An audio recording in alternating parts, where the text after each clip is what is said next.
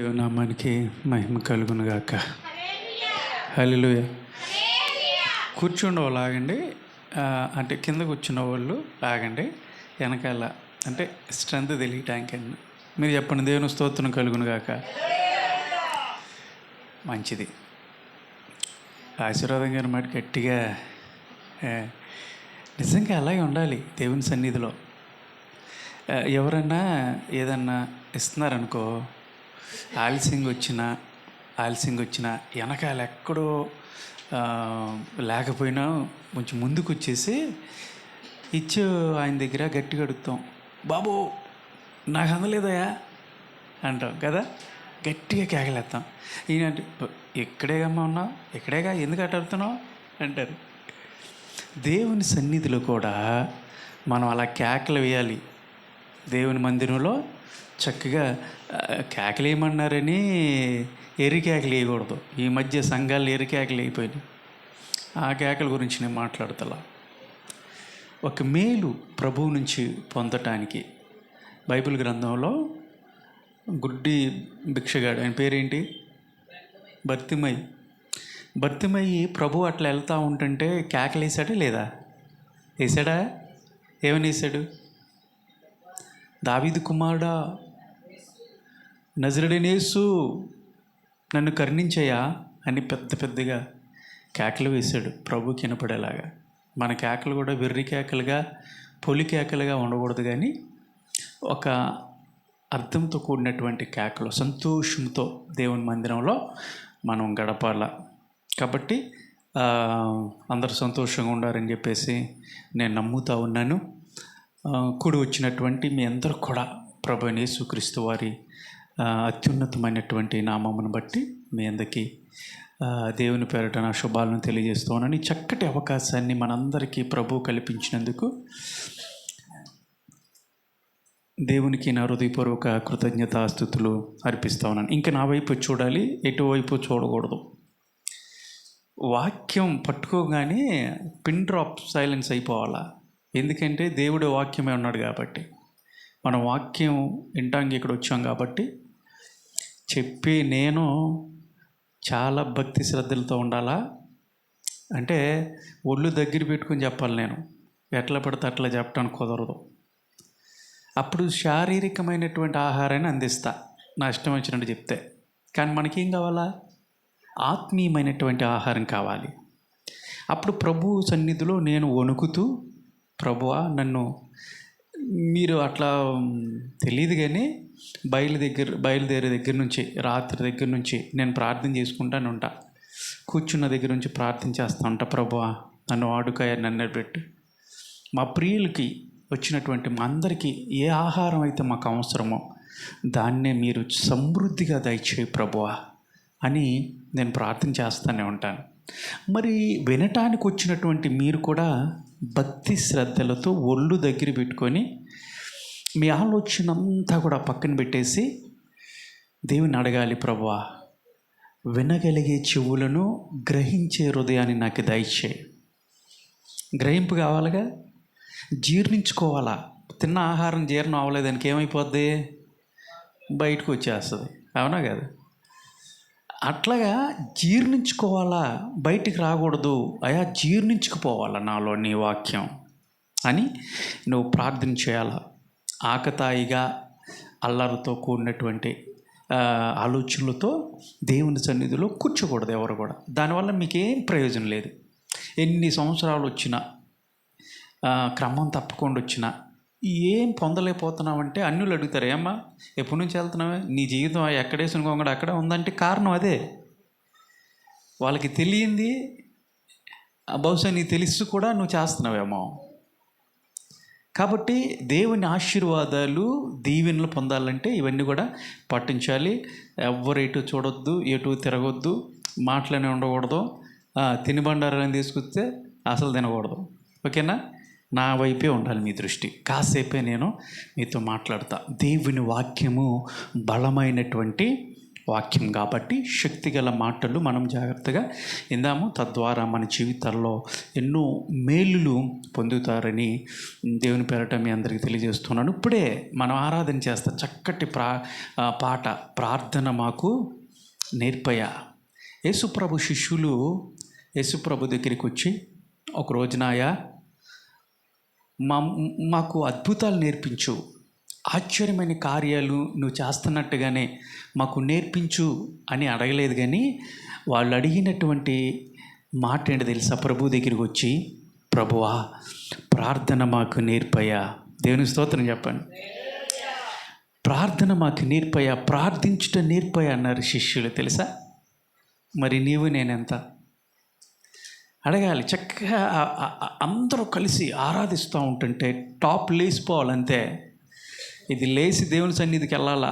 మన పాట అక్కడ ఆయన చక్కగా ఇలా ఆలకిస్తూ ఉండాలి. దేవదూతలు అందరూ కూడా ఆలకించాలా. అది పరవశించిపోవాలి మనం.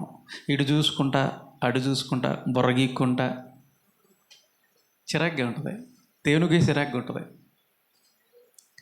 ఆహ్లాదకరంగా నేను దేవుని మందిరంలో 10th క్లాసు ఆ మూమెంట్లో యేసన్న గారు చర్చెస్కి ఆయన బ్రతుకున్నప్పుడు ఆయన చర్చెస్కి వెళ్ళేవాడిని. జంక్షన్ అట్లా వెళ్ళేవాడిని. ఆల్ నైట్ ప్రేయర్స్ అట్లా వెళ్ళేవాడిని. నేను నా మిత్రుడు కలిసి వెళ్ళినప్పుడు అక్కడికి వెళ్ళి మోకరిస్తే అసలు నేను నా కంట్రోల్ ఉండేవాడిని కాదు.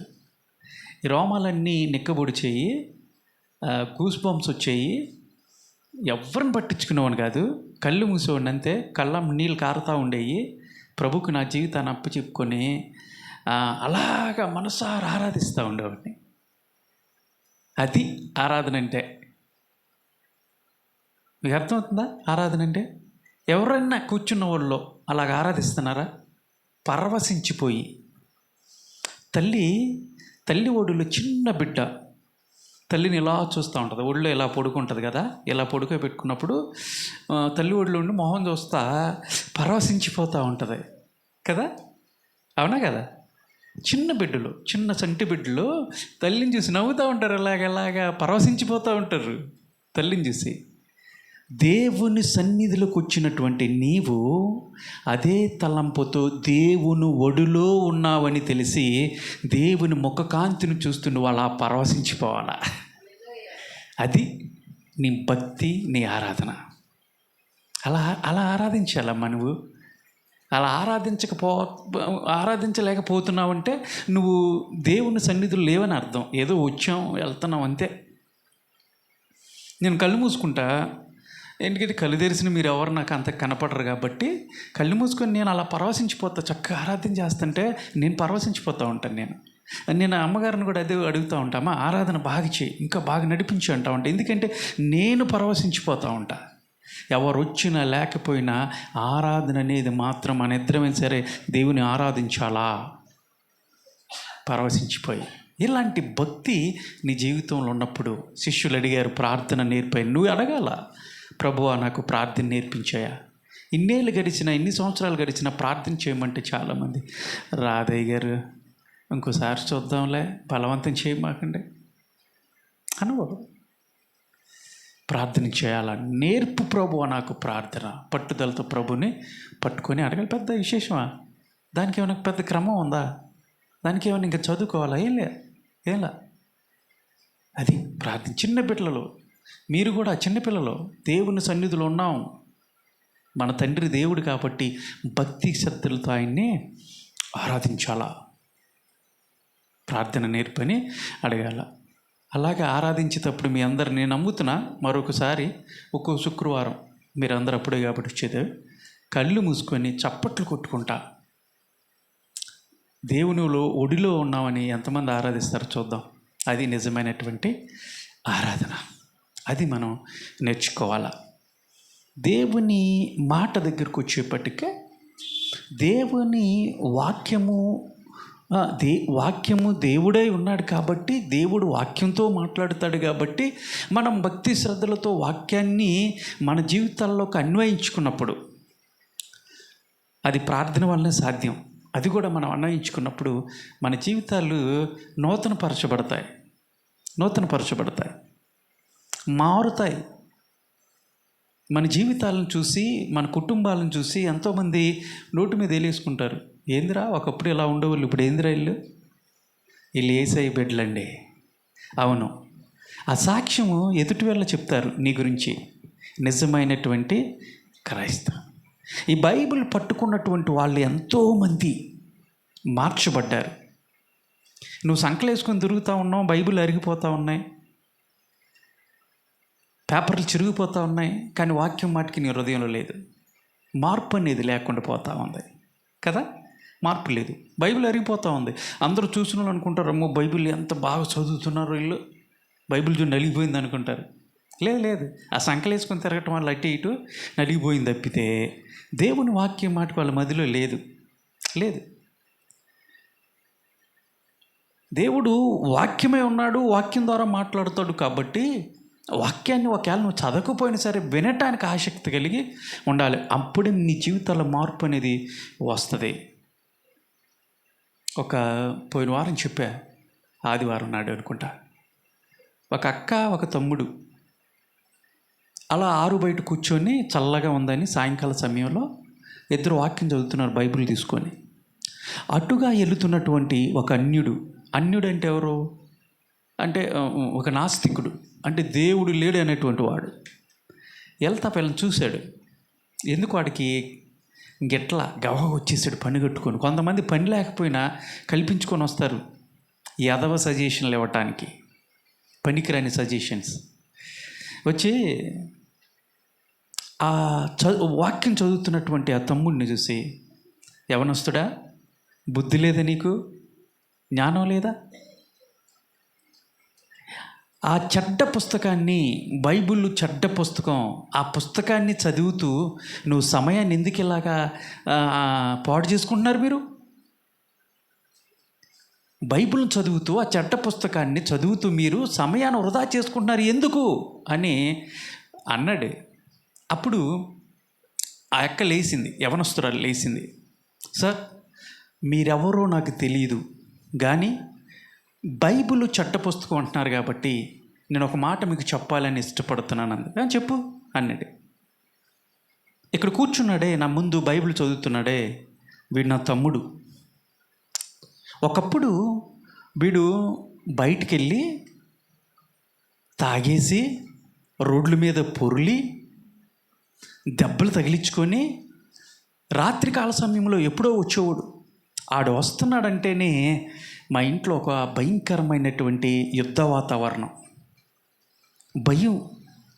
వచ్చినోడు మా అమ్మనే, మా నాన్నే, నన్ను జుట్టు పట్టుకొని బేపచ్చంగా కొట్టేసేవాడు, ఇష్టానుసారంగా బూతులు తిట్టేసేవాడు, ఎక్కడ పడితే అక్కడ వాంతులు చేసుకునేవాడు, ఇంట్లో ఉన్నటువంటి ప్రతి వస్తువును పగలగొట్టేసేవాడు. ఏ రోజు కూడా తన సంపాదిస్తున్నటువంటి సంపాదనలో రూపాయి తీసుకొచ్చామా, ఇదిగోండి కుటుంబానికి ఖర్చు పెట్టని ఏ రోజు ఇవ్వలేదో. ఇలాంటి వ్యక్తి ఒక రోజున ఈ బైబిల్ గ్రంథాన్ని చదివాడు. తన మనస్సు మార్చుకొని ప్రభువును తన సొంత రక్షకుడు ఆహ్వానించుకొని ఇప్పుడు నూతనమైనటువంటి జీవితాన్ని జీవిస్తున్నాడు. సార్, ఇప్పుడు చెప్పండి, ఈ బైబిల్ గ్రంథమే చెడ్డ పుస్తకం అయితే చెడిపోయినటువంటి నా తమ్ముడు జీవితాన్ని ఎలా సరిచేసింది? మీరంటున్న ఈ బైబిల్ గ్రంథమే చెడ్డ పుస్తకము అని అంటే గనక పాడైపోయినటువంటి, చెడిపోయి ఉన్నటువంటి నా తమ్ముడి జీవితాన్ని వాడిని ఏ విధంగా మార్చగలిగింది? మార్చిందంటే ఇది చెడ్డ పుస్తకం కాదు, దేవుని పుస్తకం. దేవుని శక్తి గల మాటలు ఇందులో ఉన్నాయి కాబట్టి నా తమ్ముని మార్చగలిగింది. దేవుని స్తోత్రం చెప్పండి. ఈరోజు చాలామంది తెలియక అంటున్నటువంటి మాట, ఇందులో ఏదో బూతులు ఉన్నాయేనో, ఏవేవో ఉన్నాయని చెప్పేసి వాటిని అర్థం చేసుకోకపోగా, అర్థం చేసుకోవటానికి ట్రై చేయకుండా ఏదో వాళ్ళకి అర్థమైనట్టుగా బైబిల్ మీద బురద జల్లే ప్రయత్నాలు ఈరోజు చాలా జరుగుతూ ఉన్నాయి. మరి నీవంతా అర్థం చేసుకున్నావు బైబిల్ గ్రంథాన్ని? దేవుని యొక్క వాక్యాన్ని ఎంతవరకు నువ్వు జీర్ణించుకోగలిగావు? ఎంతవరకు నువ్వు పట్టుకున్నావు?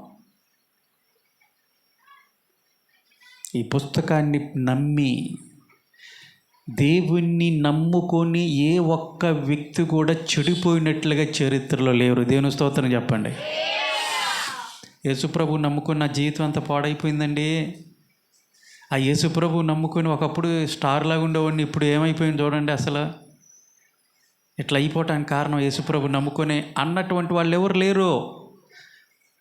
ఒకప్పుడు తాగుబోతునండి, దేవుణ్ణి నమ్ముకొని యేసయ్యని నమ్ముకొని నా జీవితాన్ని సరి చేసుకున్నాను. ఒకప్పుడు దొంగతనం చేసేవాడిని, ప్రభువు నమ్ముకున్న అవన్నీ పక్కన పెట్టేశా. ఒకప్పుడు తెల్లారి లేస్తే ఎవరిని ముంచాలా, ఎవరిని పాడు చేయాలా, అక్రమ సంపాదన ఏ విధంగా సంపాదించాలా అని లేచిన గాడి నుంచి ఆరాటపడేవాడిని. కానీ ఈ రోజున అవన్నీ పక్కన పెట్టేశాను. కారణం ఏంటి తెలుసా? నేను నా ప్రభును, నా యేసయ్యని అంగీకరించా.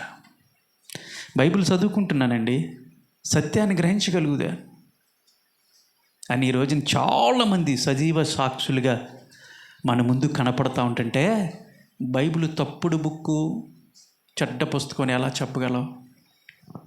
అవునా కాదా? సజీవ సాక్ష్యం, నా జీవితంలో ఒక సాక్ష్యం. ఇక్కడ కూర్చున్న ప్రతి ఒక్కరిని కదిపితే ఏదో ఒక సాక్ష్యం, గొప్ప కార్యం దేవుడు చేస్తున్నాడు. అందుకనే ఈ రోజున ప్రభు సన్నిధిలో కూర్చొని దేవుని మనం ఆరాధిస్తూ ఉన్నాం. ఆయనకి మహిమను తీస్తూ ఉన్నాము. దేవుని స్తోత్రం కలుగును గాక. కాబట్టి ఇవన్నీ ఎందుకు చెప్పాను ఇప్పుడు, ఇవన్నీ ఇంట్రడక్షన్ అంటే, దేవుని మాటలు భక్తి శ్రద్ధలతో మనము ఆలకించాలా. వాక్యం దగ్గరికి వచ్చాం కాబట్టి చూద్దాం.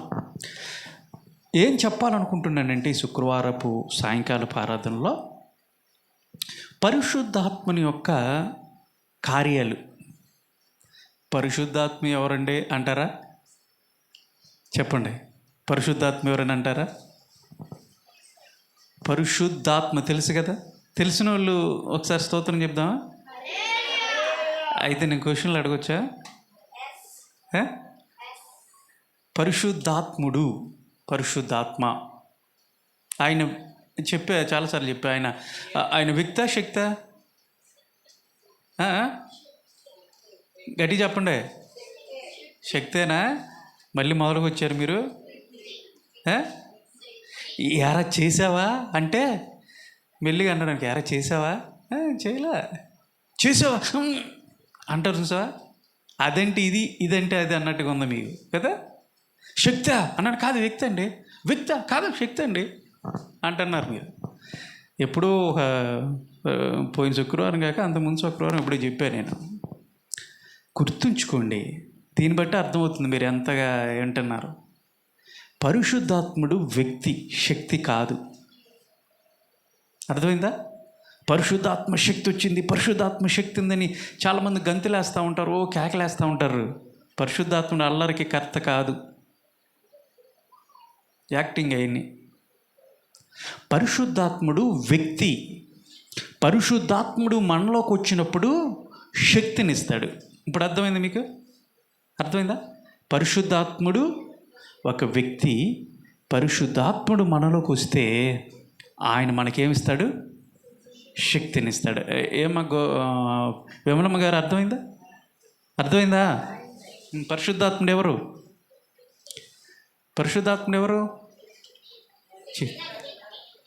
అరే మరలా చెప్తున్నా, ఏనండి జాగ్రత్తగా. పరిశుద్ధాత్ముడు ఒక వ్యక్తి. ఆయన మనలోకి వస్తే ఏమిస్తాడు? శక్తినిస్తాడు. అంతేగాని ఆయన శక్తి కాదు.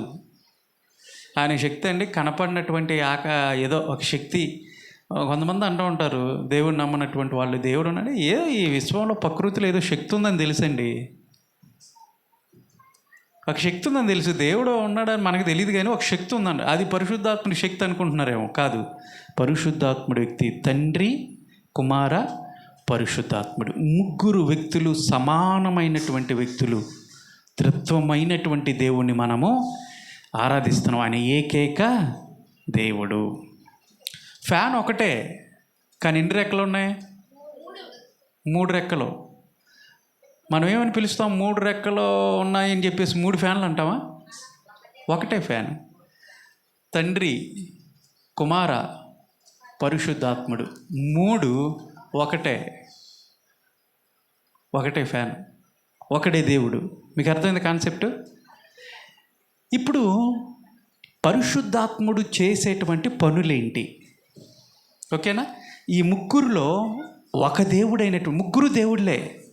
తండ్రి దేవుడు, పరిశుద్ధాత్ముడు దేవుడు, కుమారుడు దేవుడు యేసయ్య. ఈ ముగ్గురు దేవుళ్ళే. అయితే ఈ ముగ్గురులో పరిశుద్ధాత్ముడు చేసేటువంటి పని ఏంటి? పూర్వం ఏం చేసేవాడు పరిశుద్ధాత్మ దేవుడు అని అంటే, పూర్వం అంటే ధర్మశాస్త్రములో మన పూర్వీకులు ఎవరైతే ఉన్నారో ఆ పూర్వీకుల్లో పరిశుద్ధాత్ముడు ఏం చేసేవాడంటే అప్పుడప్పుడు వచ్చి ఆయన కార్యాలు చేసేవాడు. ఆయన కార్యాలు, క్రియలు, పనులు ఇవన్నీ ఒకటే. మీకు అర్థమవుతుందా? చేసే పనులు, పరిశుద్ధాత్ముడు చేసే పనులు మీకు కొన్ని రోజులు చెప్తా. చాలా ఉన్నాయి పరిశుద్ధాత్ముడు చేసే పనులు. అందులో కొన్ని వరకే చెప్తా. మీకు అన్నీ చెప్తే జీర్ణించుకోలేరు, అందుకే కొన్ని చెప్తా. పరిశుద్ధాత్ముడు ఆ పూర్వ దినాల్లో, ఇప్పుడు మనం వాక్యం చదువుతూ ఉన్నప్పుడు సౌలు మీదకి ఆత్మ దిగి వచ్చినప్పుడు అన్నాం కదా, పౌలు మీదకి ఆత్మ దిగి వచ్చింది అని అంటాం. తర్వాత గిద్యోని మీదకి, అంటే న్యాయాధిపతులైనటువంటి గిద్యోని మీదకి, యెఫ్తా మీదకి, ఇలాగా తన భక్తుల మీదకి ఆయా సందర్భాల్లో ఆత్మదేవుడు అవసరతను బట్టి వచ్చేవాడు. అంతేగాని ఇంక అక్కడ ఉండేవాడు కాదు. అవసరత అయిపోయిన తర్వాత వెళ్ళిపోయేవాడు పరిశుద్ధాత్ముడు. ఎప్పుడు? పూర్వ దినాల్లో, మన దినాల్లో కాదు, పూర్వ దినాల్లో. మన పితరుడు అంటే అబ్రహాము దగ్గర నుంచి ఆ పరిస్థితుల నుంచి మనం చూసుకుంటే పరిశుద్ధాత్మ దేవుడు ఆయా సందర్భాల్లో అవసరతను బట్టి దిగి వచ్చి అక్కడ కార్యం అయిపోయిన తర్వాత, పని అయిపోయిన తర్వాత ఆ వ్యక్తిలో ఉండి తర్వాత మరల తిరిగి వెళ్ళిపోయేవాడు. ఇది పూర్వదినాల్లో జరిగినటువంటి పరిశుద్ధాత్ముడు చేసినటువంటి పనులు. అయితే మరి ఇప్పుడేం చేస్తున్నాడు పరిశుద్ధాత్ముడు అన్న ప్రశ్న మీలో రావాలి. అయ్యారు, పరిశుద్ధాత్మ దేవుడు ఏం చేస్తాడు? ఇది ప్రశ్నించుకోండి అందరూ. మీ లేది చేస్తున్నారా? తీసేవా? లాగ్స్ బయట ఇస్తే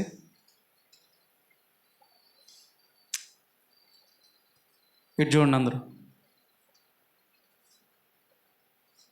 పరిశుద్ధాత్మ దేవుడు ఇప్పుడు ఏం చేస్తున్నాడు? ఇప్పుడు ఎవరైనా మాట్లాడితే వాళ్ళు ఎవరైనా కానీ ఈ మైక్ గట్టిగా బుర్ర మీద గిసిరేస్తా. తర్వాత సంగతి, అమ్మగారు డాక్టరే కాబట్టి ఏదో ఒకటి చేసిద్ది. ఆ తర్వాత సంగతి గిరాటేస్తా గట్టిగా. అది చూడాలనుకుంటే ఎవరైనా మాట్లాడండి, పిల్లలు ఎవరైనా సరే. ఓకేనా? ఇప్పుడు ప్రశ్న ఏంటి? ఇప్పుడు చెప్పండి అమ్మ. శోభం, ఏం ప్రశ్న వేసాను నేను? పరిశుద్ధాత్ముడు ఈ రోజుల్లో ఇప్పుడు మనతో ఏం చేస్తా ఉన్నాడు? ఏం పని చేస్తూ ఉన్నాడు? ఆయన చేసే పని ఏంటి? పూర్వం ఏంటో అవసరతను బట్టి ఆయన వచ్చేవాడు, పైనుంచి పని చూసుకుని వెళ్ళిపోయేవాడు అన్నారు. మరి ఇప్పుడు ఏం చేస్తున్నాడు పరిశుద్ధాత్ముడు? ఎప్పుడైనా మీకు డౌట్ వచ్చిందా? పరిశుద్ధాత్ముని గురించి ఎప్పుడైనా మీరు మాట్లాడుకున్నారా? యేసయ్య గురించి తెలుసు, మరి పరిశుద్ధాత్మ గురించి ఎప్పుడైనా తెలుసుకున్నారా? చాలామంది చర్చిల్లో పరిశుద్ధాత్ముడు దిగిరమ్ము అని కేకలేస్తాం. ఎక్కడున్నాడు ఆయన? కిందే ఉన్నాడు ఆయన. పరిశుద్ధాత్మ మనతోనే ఉన్నాడు. అయితే ఆయన చేసే పనులు ఏంటంటే నేను కొన్నిటిని మీ ముందు తీసుకొస్తాను. ఎవరైతే దేవుణ్ణి నమ్ముకుంటారో, విశ్వసిస్తారో, విశ్వసించిన వెంటనే పరిశుద్ధాత్ముడు చేసే కార్యం ఒకటి ఉంది. నువ్వు నేను రక్షించబడ్డాను అని చెప్పటానికి గాను కొన్ని గురుతులు బైబిల్లో మనకి పౌలు గారు ఇచ్చారు. అపోస్తులు అనేటువంటి పౌలు. అన్యులకి అపోస్తులుడు పౌలు, మనకి యూదులకి, ఇశ్రాయేల్ ప్రజలకి అపోస్తులు యాకోబు, యోహాను, పేతురు. కానీ మనకి అపోస్తులుడు పౌలు గారు రాసినటువంటి పత్రికలే మనకి బేస్మెంట్. ఇప్పుడు ఎఫెసీయులకు రాసినటువంటి పత్రిక. అసలు మనము ఏ విధంగా రక్షించబడ్డాము?